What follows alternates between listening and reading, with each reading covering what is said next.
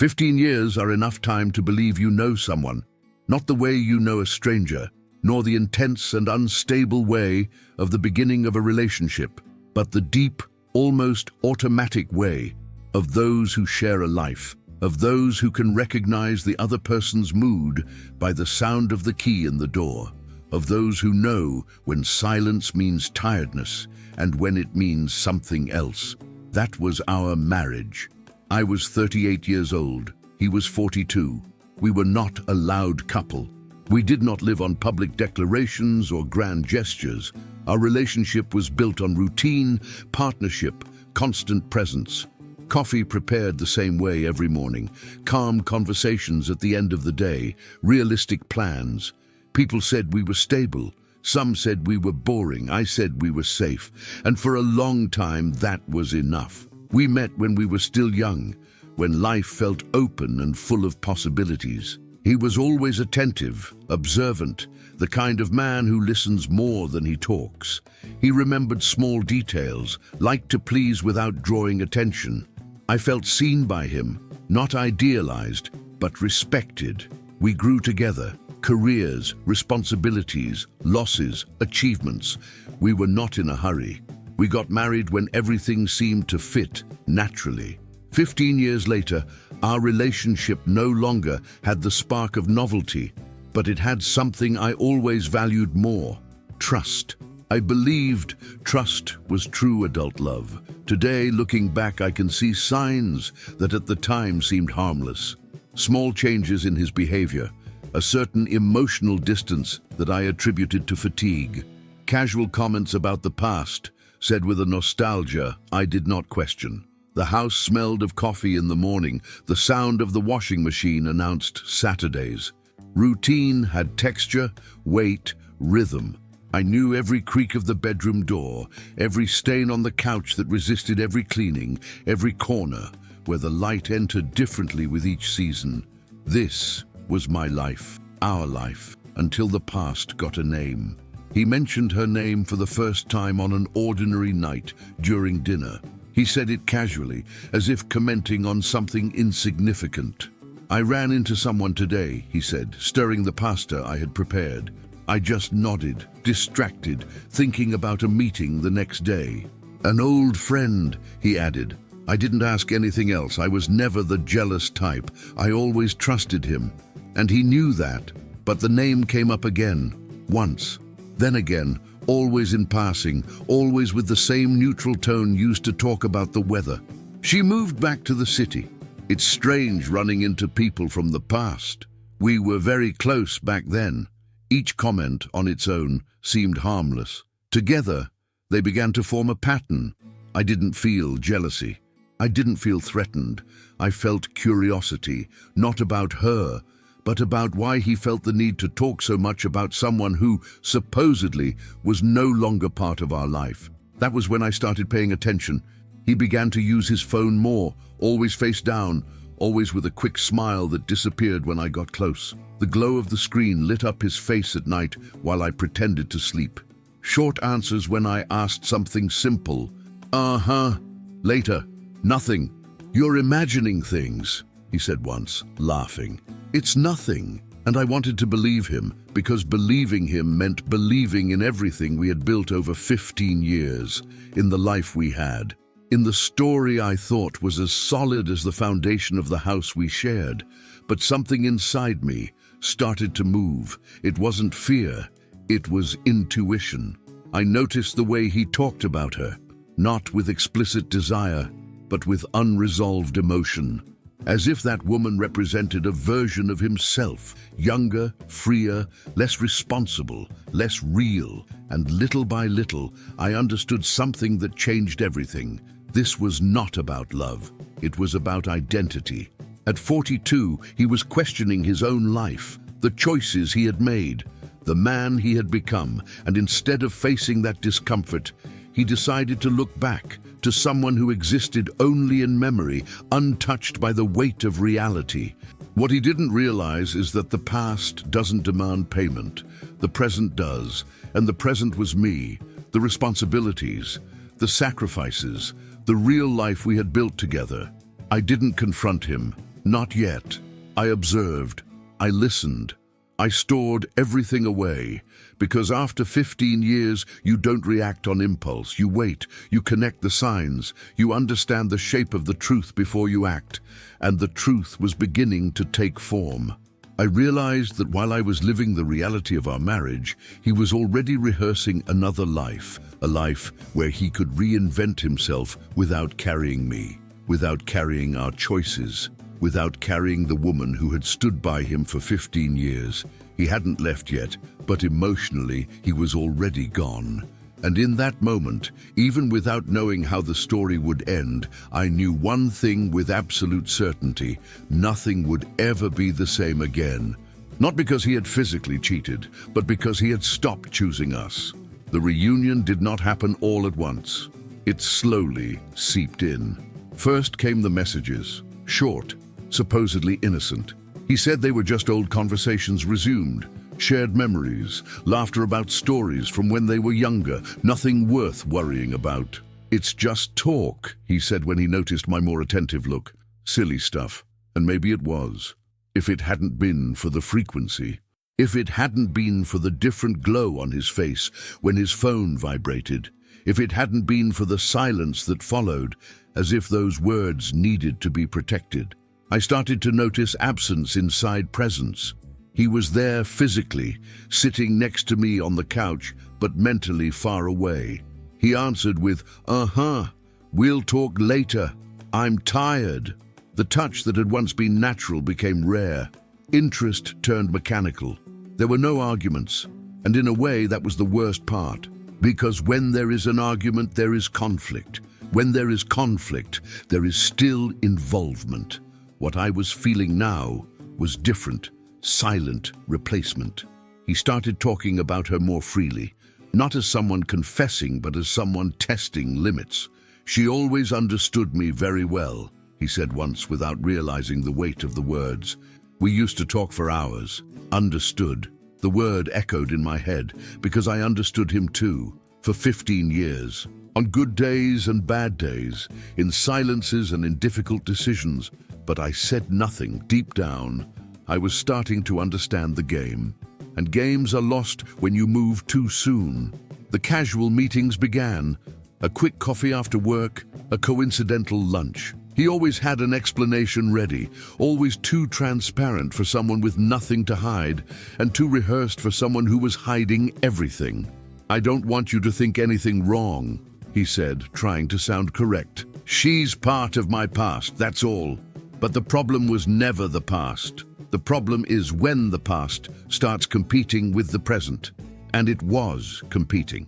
I noticed when he started comparing me, not directly, but between the lines. Small comments that seemed innocent but carried judgment. "She's more spontaneous," he said one night while I organized the month's bills. "She always was. She doesn't worry so much about certain things," he commented on another occasion while I reviewed the grocery list. "She lives more lightly, as if lightness were something that appears out of nowhere and not the result of someone who never had to carry the responsibilities I carried, as if 15 years of real life had no weight. I listened to everything in silence, because deep down I knew those comparisons were not about me. They were about his crisis. He didn't want another woman. He wanted another version of himself. At 42, he looked at himself in the mirror and didn't like what he saw. The time, the choices, the sacrifices, the routine. And instead of owning that, he decided to seek refuge in someone who represented a what-if. The problem is that what-if builds nothing. It only destroys what already exists. I started to feel something new inside the house, loneliness with company. It's when you are next to someone who no longer shares the same emotional space. We had dinner together, but conversations apart. We slept in the same bed, but in different worlds. The house started to sound different. The silence had another weight. Before, it was comfortable. The silence of those who don't need to fill every second with words. Now, it was tense. The silence of those who no longer know what to say. Even the smell changed. Or maybe I just started to notice what had always been there. His cologne lingered longer in the bathroom after certain meetings. His clothes came back with an excessive freshness, as if he had showered somewhere else before coming home. And little by little, something inside me changed too. It wasn't anger. It wasn't desperation. It was lucidity. I stopped asking for attention, stopped trying to compete with a memory, stopped justifying the unjustifiable. I started observing with clarity. I noticed how he dressed more carefully for quick outings, how he stayed longer in the shower after meetings that meant nothing, how he became defensive when I asked something simple. "You're exaggerating," he said once impatiently. "You're creating a problem where there isn't one." And in that moment, I understood something fundamental. When someone tries to convince you that you're crazy, it's usually because they don't want to be confronted with the truth. Emotional betrayal doesn't shout, it sneaks in. It takes up space little by little until the legitimate relationship starts to feel heavy, tiring, outdated. And that was exactly what he started to do. Treat me like a burden, not with rudeness, with indifference. I found myself adjusting schedules, asking fewer questions, avoiding certain topics. I found myself trying not to be a nuisance, trying to preserve something he had already stopped protecting. That was when I called Mariana, my oldest friend. "You're different," she said as soon as she saw me at the cafe. "Quieter." I didn't cry. I just told her everything. She listened without interrupting, holding my hand across the table. "He's already gone," she said with a clarity that hurt. "You just haven't accepted it yet." And she was right. That day, I went home with a silent but definitive decision. I would not beg. I would not compete. I would not diminish myself. If he was choosing the past, I would choose myself. And that choice would not come in the form of a scene. It would come in the form of consequence. Emotional betrayal does not happen suddenly. It reveals itself when denial stops working. Until then, I was still able to convince myself that everything might be an exaggeration on my part, that he was just confused, going through a difficult phase. 15 years of marriage create this kind of stubborn hope, the belief that everything can be fixed, as long as no irreversible line has been crossed. But lines were being crossed, one by one, in silence. It started when he stopped sharing simple things with me, comments about work, daily worries, small frustrations. Everything that had once been part of our everyday life was now being stored somewhere else, for another ear, another presence. I noticed this not by what he said, but by what he stopped saying. One night during dinner, I told him about something that had happened at work, an important project I had secured after months of negotiation. He nodded mechanically without taking his eyes off his phone. At another time, he would have asked questions. He would have shown interest. He would have celebrated with me. Now, he seemed to be just waiting for me to finish talking. "Can you repeat what I said?" I asked without accusation, just to confirm. He looked up surprised. "What?" There was the answer I did not want. In the days that followed, the messages became more frequent. He did not hide as much as he thought. When someone feels too safe, they become careless. And it was during one of those moments that I saw, without meaning to, an open conversation on the screen of the phone he had left on the kitchen counter. I did not read everything. I did not need to. The words were not explicit. There was nothing sexual, but there was something far worse: intimacy. Phrases like, "Only you understand me like this. With you, I can be myself. Sometimes I miss what we were." That was not friendship. It was emotional displacement. And in that instant, everything became clear with almost cruel precision. He was not just talking to someone from the past. He was building a parallel present. From that point on, I started seeing what had previously been covered by routine. He began to question our marriage indirectly. He did not say he was unhappy. He said he was thinking about life. He did not say he wanted to leave. He said he needed space. Soft words used to prepare the ground. "Do you think we're still happy?" he asked one day, as if it were a philosophical reflection while staring out the window. The question was not innocent. It was a rehearsal. He wanted to measure my reaction, to see if I would beg, if I would justify myself, if I would feel guilty for something I had not done. I answered honestly. "I think we're going through a difficult moment," I said, "but that doesn't erase everything we've built." He nodded, but there was something different in his eyes. Not relief, disappointment, as if my answer had not served his purpose. That was when I realized he did not want to fix anything. He wanted to validate a decision he had already made. The woman from the past stopped being an occasional subject. She became a constant presence, even if invisible. He compared, suggested, implied. "Sometimes I think we got lost in routine," he said, stirring the coffee that had gone cold in the cup. "She was always more light." Light. The word bothered me again, because in that context, light meant without responsibility, without bills, without years shared. Light, because there was no real life involved. I began to understand the full movement. He was rewriting the story of our marriage to justify what he wanted to do now, turning 15 years of partnership into something tired, predictable, limiting. Not because it was true, but because it made leaving more comfortable. Men who want to leave rarely admit that they simply want to leave. They prefer to create a narrative where the blame is not theirs. It is time, routine, where the other person. And little by little, I realized something even more painful. He was not just planning to leave. He was planning to leave clean, without a villain, without a direct confrontation, without emotional responsibility. He began to talk about separation as if it were a future project, abstract, distant. "Sometimes I think people change," he said one day, while we pretended to watch a movie. "And maybe it's unfair to insist on something that no longer makes sense." I looked at him in silence. "For you, doesn't it make sense anymore?"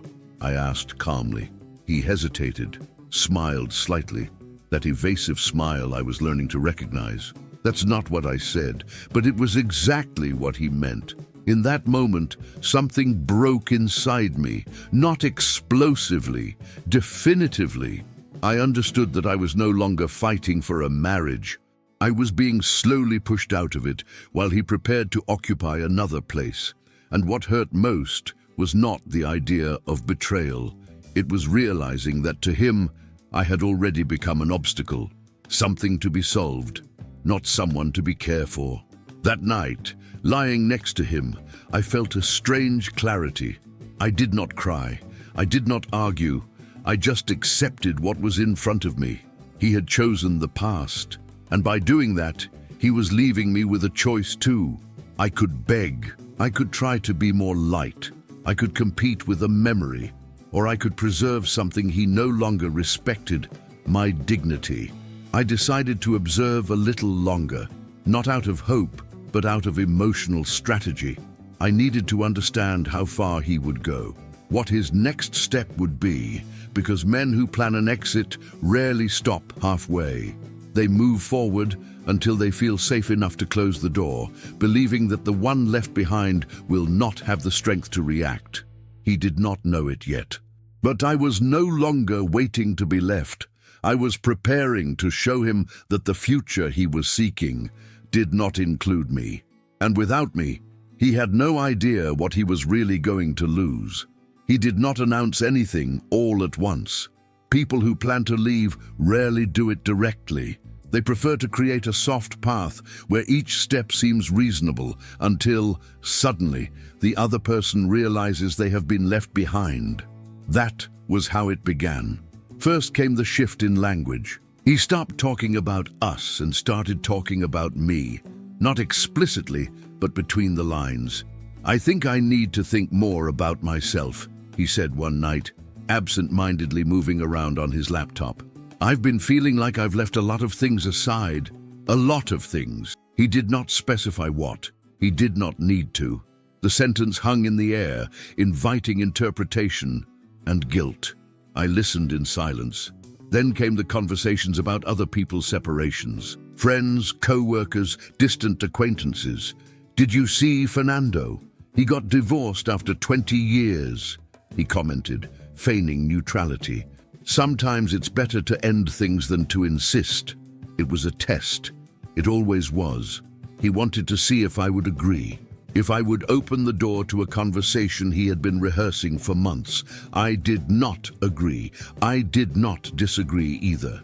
I simply said, "Every story is different," and that annoyed him more than any confrontation would have. Because he did not want resistance, but he also did not want firmness. He wanted me to make it easy, to understand, to accept, and I was not willing to offer that. I realized he had started organizing himself financially, quietly, nothing illegal, nothing obvious. But when you share a life for 15 years, you learn to notice details, changes in accounts, decisions made alone, expenses explained vaguely. Bank statements he handled more carefully. Phone calls he took in another room. A meeting with a lawyer he mentioned as routine work stuff. "It's just organization," he said when I asked something. "Routine stuff. Routine." Another word that had become an excuse for everything. At the same time, he became increasingly correct in public, polite, calm, considerate. He did not want to be seen as someone who was abandoning a marriage. He wanted to look like the reasonable man who had tried everything.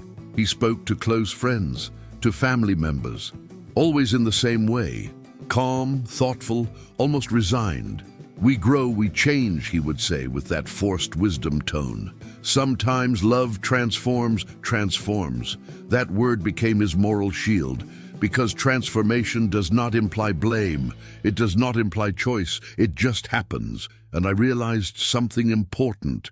He was writing his own defense before there was even a trial. I began to notice different looks around me, questions asked with excessive care, sentences that started with, "I don't want to get involved, but..." "Are you okay?" people asked. "I imagine this can't be easy." Not easy for whom? For me, who was being left little by little, or for him, who needed to justify his exit?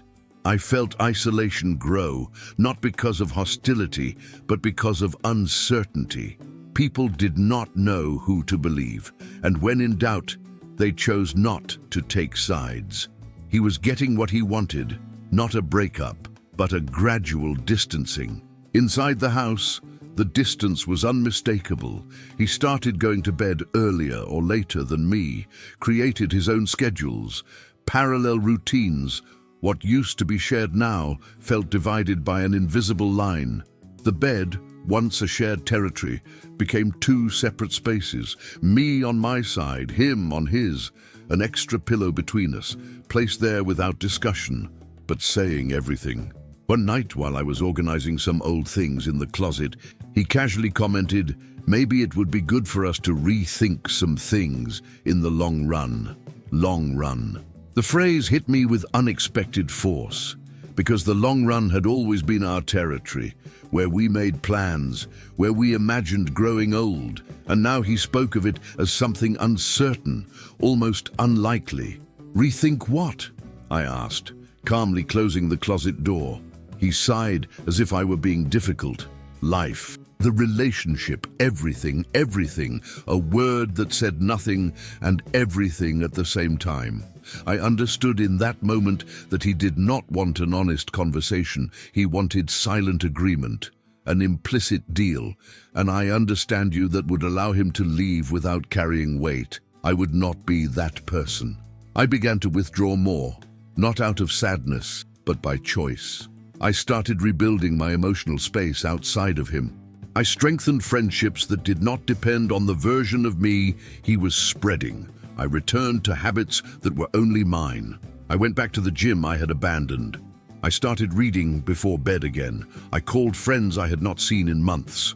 I filled my weekends with things that did not depend on his presence.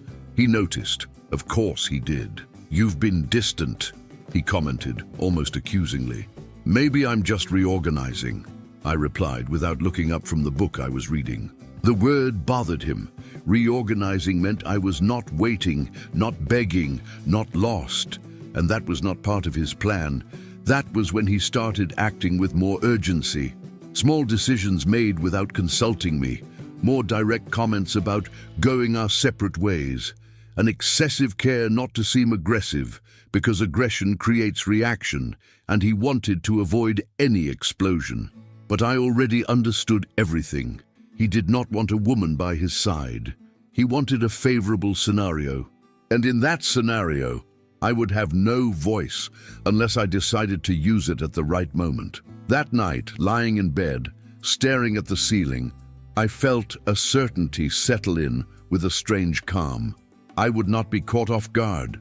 He thought he was in control, that he was directing the story, that he was preparing the ground, but I already knew the end. Not because I had planned anything, but because when someone chooses the past, they abandon the present, and the future charges interest. He had not left yet, but he had already said goodbye to us, and I silently was beginning to say goodbye to the version of me who believed 15 years guaranteed permanence. They don't. Choices do, and he had already made his. The confrontation did not come in the form of a fight. It came as a mature conversation. He chose a Sunday afternoon, the kind when silence weighs more than words. The house was too organized, as if he had prepared the scene to appear calm. He sat at the table, crossed his hands, took a deep breath, the same gesture he used before important meetings. "I think we need to talk," he said in a rehearsed tone. I already knew. Not because he had announced anything concrete, but because his body revealed his intention. There was an artificial serenity about him, the serenity of someone who has already decided and just needs to communicate it. "Of course," I replied, sitting across from him. He started talking about time, about cycles, about how people change. 15 years is a lot, he said, looking at his own hands, and I value everything we lived. But maybe we've reached a point where insisting no longer makes sense. Insisting, as if I were the one holding on alone, as if he were just a tired observer. "I'm not saying anyone did anything wrong," he quickly added, "just that sometimes love transforms." The word returned, transforms. It seemed to solve everything for him, to transform love into distance, decision into fate, abandonment into a natural process. I listened in silence. "I want to do this in the most respectful way possible," he continued, "without resentment, without unnecessary conflict." Respectful. The word sounded empty, because respect requires honesty, and honesty is not built on half-truths. "And what exactly do you mean by this?" I asked, keeping my voice neutral. He looked away for a second, then back at the table. "I think we need to consider going our separate ways." There it was, not as a question, not as a doubt, as a plan presented. He did not ask how I felt. He did not ask if I agreed. He simply communicated a conclusion he had reached alone. "Have you thought about how this would look?" I asked. He nodded, prepared. "Yes, we can do everything calmly, divide what needs to be divided, maintain a civil relationship." Civil. He spoke as if he were ending a business contract, not a 15-year marriage. That was when I realized something even clearer. He was not worried about me. He was worried about his image. He wanted to leave as the reasonable man, the balanced one who had tried. The kind of man people defend by saying, "No one is obligated to stay." And maybe no one is, but no one has the right to erase another person's history to justify their own escape. "You're very calm," he commented after an uncomfortable silence. "Calm? What did you expect?" I asked. He shrugged. "I don't know. Some reaction." There it was, the quiet confession. He expected tears, resistance, desperation, begging, because that would place him in the comfortable position of someone who tried, but it didn't work. My calm disarmed him. "I'm just trying to understand," I said. "How long have you already decided this?" He hesitated. It wasn't sudden. It wasn't. That answer confirmed everything. He had been preparing for months, maybe longer, parallel conversations. Financial adjustments, carefully spread narratives. The woman from the past serving as a mirror for a life he believed he had lost. And does this decision have anything to do with her? I asked finally. He looked up, surprised. Who? The woman from the past. There was a silence too brief to be natural. No, he answered quickly. Not directly. Directly. The word said more than the denial. Then indirectly, I concluded. He sighed, as if I were being unfair. This isn't about someone else, he said. It's about me. It always is for those who leave. I understand, I said, truly. You're looking for something you believe you no longer have here. He seemed relieved by my understanding. Exactly, he said. I'm glad you see it that way. And that was when everything finally clicked. He did not want understanding. He wanted permission. He wanted me to agree with his version so he could move forward without carrying guilt. I would not give him that. But there's something you need to understand too, I added, keeping my tone calm. He tilted his head, attentive. 15 years do not disappear because someone decides to revisit the past. And choices have consequences, even when they are made calmly. He frowned. We don't need to make this harder than it already is, he said, with a slight edge of irritation. Harder, as if I were creating obstacles. As if the difficulty had not been created the moment he chose to invest emotionally in another story. I'm not making it harder, I replied. I'm just being honest.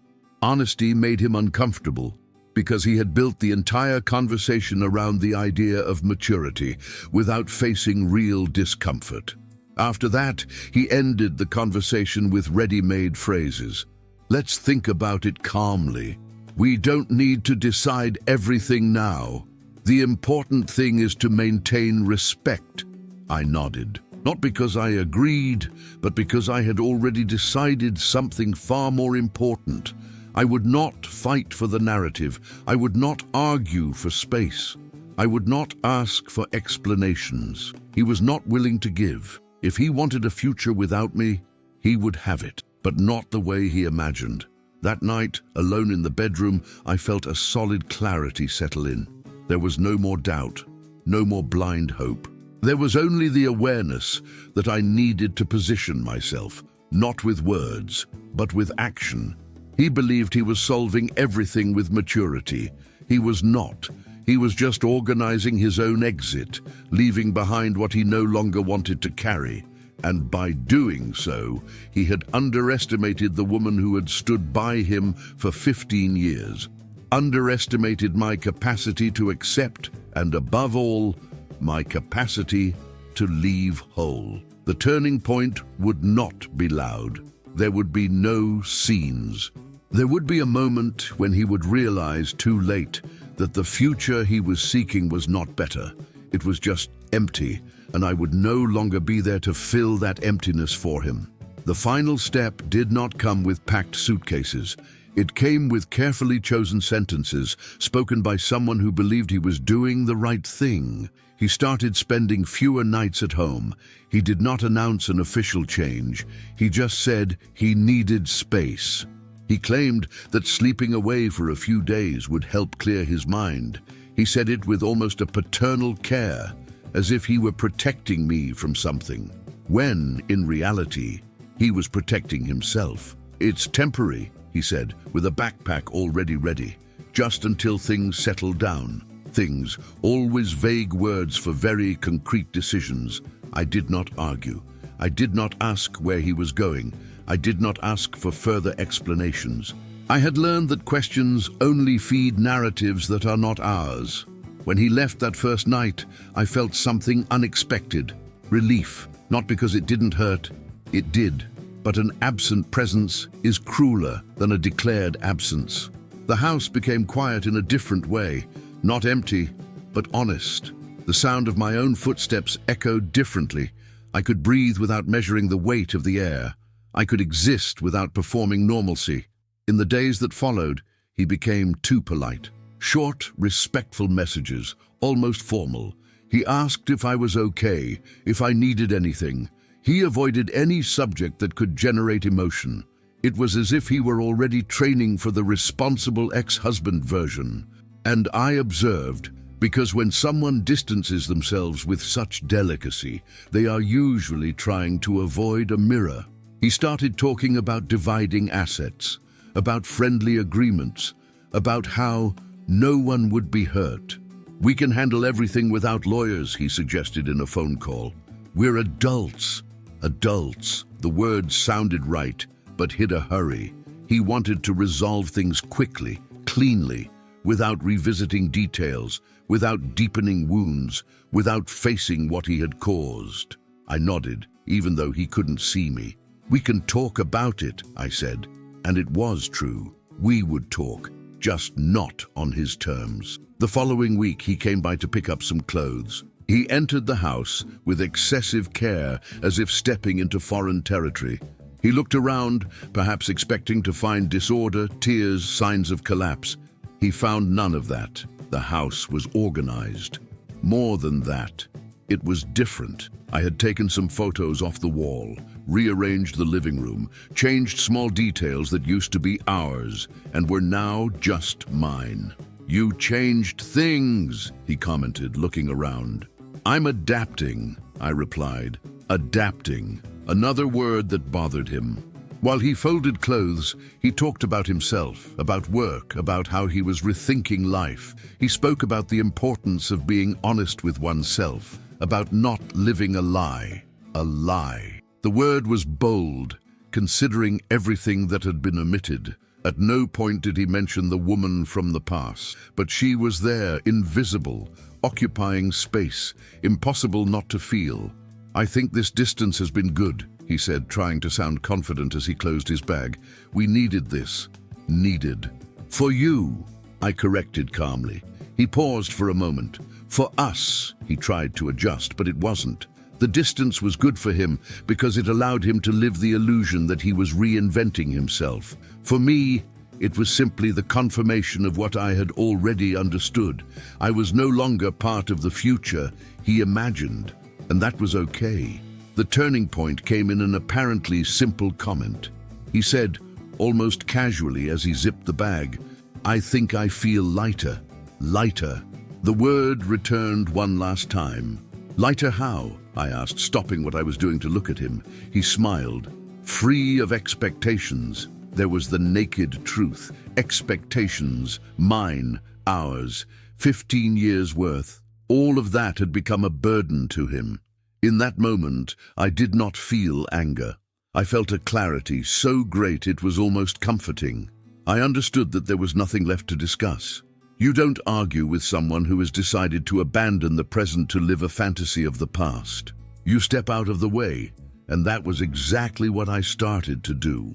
In the days that followed, I reorganized my life in practical ways, not like someone running away, but like someone taking control. I adjusted accounts, separated documents, strengthened boundaries, not to attack him, to protect myself. I opened a separate bank account, consulted a lawyer, not for war, but for protection. I made a list of everything that was mine before the marriage and everything we had built together. Not out of revenge, out of clarity. He noticed the change. "You're distancing yourself," he said in a call with a faint tone of reproach. "It feels like you've already decided everything." I took a deep breath before answering. "I'm not distancing myself," I said. "I'm moving forward. The difference is subtle, but it changes everything." He fell silent, because for the first time he realized he was not the only one making choices. "I thought we would do this together," he said, with a hint of feigned sadness. "Together." The word sounded out of place. "You already made your choice," I replied. "I'm making mine now." After that, he called less. Daily messages became occasional. The excessive care turned into a comfortable distance. This was what he wanted, and I was providing it. But there was something he did not realize. While he believed he was gaining freedom, I was recovering something far more valuable, my center. Without him, I began to remember who I was before I shaped my life to fit into his. I returned to habits, friendships, thoughts that had been put aside, not through neglect, through coexistence. 15 years shape a person, but they do not define who you are forever. I was not getting over the separation. I was repositioning myself, and that unsettled him. Because men who leave expecting guilt do not know how to deal with women who move forward whole. The final confirmation came one night when he called me, visibly irritated. "You didn't ask anything," he said, with a poorly disguised accusation. "You didn't ask where I am, who I'm with." I listened in silence. "Doesn't that bother you?" he insisted. There it was. He wanted validation. He wanted to feel that he still mattered. "What you do now is your choice," I answered honestly. "I respect that." The call ended soon after, and in that moment, I was absolutely certain he had taken the final step, but the direction of the story would be changed by me, because leaving a marriage is not the same as leaving someone's life, and he still did not understand the real price of the choice he had made. In the next step, he would understand, not through words, through absence. The consequences did not arrive with noise, they arrived with silence. At first, he seemed satisfied with his new life. Sporadic messages, always too optimistic. He talked about new air, about rediscovery, about how he was feeling more like himself. I listened without reacting, not because I lacked feelings, but because they no longer required a response. The past, when visited from a distance, often feels comfortable. It offers edited memories, no bills, no routine, no demands. That was what he found in the first few days, a softened version of his own story. But comfort does not last when it becomes the present. The woman from the past, the one he had idealized for months, began to reveal her reality with schedules, opinions, expectations, with questions that required answers. There was no longer the mystery of messages, nor the lightness of conversations without commitment. There was coexistence, and coexistence reveals. He began to call more often, not to speak of longing, but to share frustrations disguised as reflection. "It's different from what I remembered," he said once, trying to sound philosophical. "People change. They do, especially when they stop being a memory and become a presence." I listened. I did not comfort. I did not criticize. I just listened. I had learned that when someone realizes they made the wrong choice, they need to hear the echo of their own decision. His initial enthusiasm gave way to a visible restlessness. Longer messages, less certainty. Comments about loneliness, about the absence of routine, about how starting over is harder than it seems. "Sometimes I miss the stability," he confessed during one call. "What we had, the word returned too late." Meanwhile, I continued reorganizing my life, not in a spectacular way, but consistently. I revived friendships that had been dormant. I filled my days with things that belonged to me. I rediscovered the pleasure of deciding without negotiating. I returned to painting, something I had loved before marriage and had gradually abandoned. I bought new canvases, new brushes. I turned the guest room into a small studio. The house gained color, gained life. It was not revenge, it was reconstruction, and that created a contrast he had not expected. He had imagined I would stand still, waiting, suffering, that his absence would create a void impossible to fill. He had not imagined that the space left behind would be occupied by something more solid: autonomy. One evening, he showed up without warning. He knocked on the door with a hesitation that did not match the man who had left full of certainty. He looked different, not worse, older, more tired. "I just wanted to talk," he said, almost asking for permission. I talked. We sat at the table where so many decisions had been made. He looked around as if searching for traces of the past. He found none. The house was still mine, but without him it had become lighter, not empty. There was a new canvas on the wall. Flowers I had painted myself, vibrant colors he once said were too intense. He looked at the painting for a long moment. "You started painting again," he noted. "I did," I answered simply. "I thought it would be easier," he confessed, shifting his gaze from the canvas to me. I thought I was doing the right thing. For you, I replied. He nodded slowly. For me, he repeated. But maybe I confused freedom with escape. Escape, finally, an honest word. The past felt safe, he continued, but it's not a place to live. I listened without interrupting. There was no pleasure in seeing him confused, only confirmation. And now, he asked, with a contained hope in his voice. The question hung in the air for a few seconds. Now you live with the choice you made, I answered calmly. He swallowed hard. I thought you would be waiting, he said, almost in a whisper. Waiting. I was living, I corrected. He looked away. For the first time, he seemed to understand that the future he had imagined without me was not better, just different and lonelier. The past had not welcomed him as promised, because the past does not welcome anyone. It only seduces. She is not who I remembered, he said after a long silence. And I am not the man she knew. No one is, I answered. That's why the past should stay where it is. But when he stood up to leave, there was a heavy silence between us, not of anger, of late recognition. You changed, he said, almost as a compliment. I returned to who I always was, I replied. He left without argument, without insistence, without drama. And in that moment, I knew with certainty I was no longer part of his narrative, and he was no longer part of mine. Days later, I heard from a mutual friend that his relationship with the woman from the past had cooled, not because of anyone's fault, but because expectations do not sustain daily life. She was not the refuge he had imagined. He was not the free man he believed himself to be. The enchantment faded, and without enchantment, reality remained. He tried to approach again.